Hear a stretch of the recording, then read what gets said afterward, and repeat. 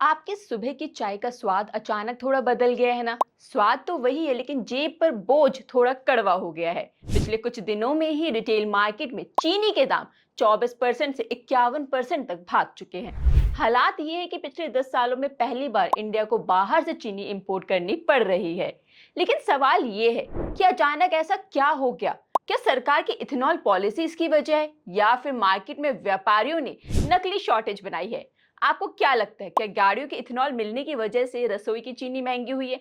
Video को अभी pause कीजिए और अपनी राय कमेंट करके जरूर बताइए। नमस्कार, मैं हूं प्रियंका कुमारी और आप देख रहे हैं द इकोनॉमिक टाइम्स हिंदी। चलिए जानते हैं कि चीनी आखिर महंगी क्यों हो रही है। सबसे पहले बात करते हैं असली वजह की, और वो है मौसम की मार। सरकार ने शुरुआत में अंदाजा लगाया था कि इस साल लगभग 343 लाख टन चीनी बनेगी, लेकिन ज्यादा बारिश, पानी भरने और फसल में की बीमारी लगने की वजह से अनुमान गिरकर सिर्फ 306 टन रह गया।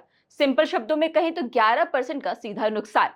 अब गणित समझिए। इंडिया में चीनी का नया सीजन अक्टूबर से शुरू होता है, इसीलिए अगस्त और सितंबर के महीनों में गोदाम में रखी पुरानी चीनी ही काम आती है। लेकिन इस बार गोदाम में रखा स्टॉक पिछले 30 सालों के सबसे निचले लेवल पर पहुंच गया है। यानी एक तरफ त्योहारों की वजह से डिमांड बढ़ रही है और दूसरी तरफ पीछे स्टॉक ही नहीं बचा है। अब आते हैं उस सवाल पर जो आपके दिमाग में चल रहा है, क्या इथेनॉल ब्लेंडिंग की वजह से चीनी कम पड़ गई? तो इसका शॉर्ट आंसर है बिल्कुल नहीं। हमारे दिमाग में आता है कि गन्ने के रस से इथेनॉल बन रहा है तो चीनी तो कम बनेगी, लेकिन ऑफिशियल डेटा कुछ और बोलते हैं। साल 2022 और 2023 में टोटल चीनी का 11.5% इथेनॉल के लिए इस्तेमाल होता था, जो इस साल घटकर सिर्फ 9% रह गया। तो फिर इथेनॉल बन कहां से रहा है? आज देश का लगभग 75% इथेनॉल गन्ने से नहीं बल्कि मक्के और अनाज से बन रहा है। तो दोस्तों, इथेनॉल को चीनी महंगी होने का विलन मानना बिल्कुल गलत है।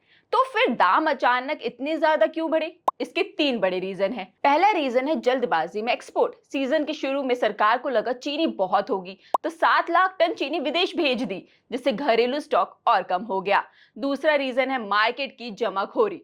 त्योहार आते ही मंडियों में कुछ व्यापारियों ने चीनी रोकनी शुरू कर दी ताकि दाम और बढ़े। सरकार ने तुरंत एक्शन लिया और बड़े खरीदारों पर 15 दिन की स्टॉक लिमिट लगाई। और जो तीसरा रीजन है वो ये है कि एहतियातन इंपोर्ट। आगे किल्लत ना हो इसलिए सरकार ने 10 लाख टन रॉ शुगर बिना किसी टैक्स के इंपोर्ट करने का फैसला किया है। 10 साल में पहली बार ऐसा हो रहा है। वैसे तो बात साफ है, चीनी के दाम इथेनॉल की वजह से नहीं बल्कि खराब मौसम और कम पैदावार और मार्केट की जमाखोरी की वजह से बढ़े हैं।